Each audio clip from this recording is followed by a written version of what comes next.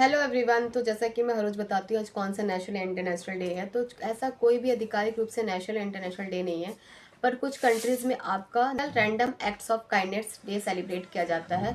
ये दुनिया के कुछ हिस्सों में इसलिए मनाया जाता है कि अचानक भलाई करने वाले या छोटे छोटे बड़े दयालु कामों को बढ़ावा देने के लिए मनाया जाता है। जैसे कि आप बेवजह किसी को भी खुश करना, बिना रीजन के, बिना स्वार्थ के किसी को उपहार दे के खुश करना या किसी के काम में हेल्प करके खुश करना, इसलिए मनाया जाता है।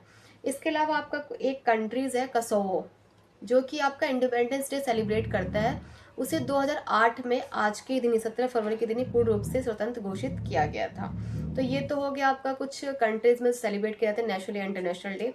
ठीक है। उसके अलावा जैसा कि आर्टिकल की सीरीज चल रही थी, तो आज है आर्टिकल 12। अब आर्टिकल 12 क्या कहता है? जो आपका अनुच्छेद 12 ही भारतीय संविधान का बहुत ही महत्वपूर्ण हिस्सा है। ये अनुच्छेद क्या करता है? राज्य शब्द को परिभाषित करता है, मतलब ठीक है। यानी फंडामेंटल राइट्स जो आता है आपका भाग 3, ये बताता है इसमें कौन कौन से राज्य में क्या क्या शामिल है।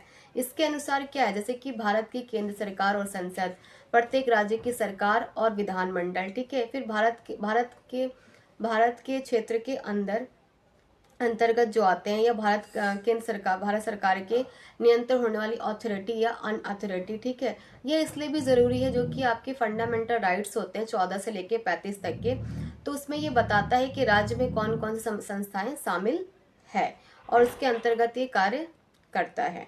तो ये तो हो गया आपका अनुच्छेद 12 क्या कहता है। अब चलिए इससे रिलेटेड हम ईडियम्स की बात करें कि हमारा नेशनल डे जो सेलिब्रेट किया जाता है रैंडम एक्ट्स ऑफ काइंडनेस का, तो उससे रिलेटेड आपका विन समवन हर्ट्स, मतलब किसी का दिल जीत लेना बिना स्वार्थ के। आप किसी के लिए कोई काम कर देते हो तो उसे ये उम्मीद भी नहीं होती कि आप उसके लिए कर रहे हो बिना स्वार्थ के, तो वो खुश हो जाता है। तो वैसे विन समवन हर्ट्स।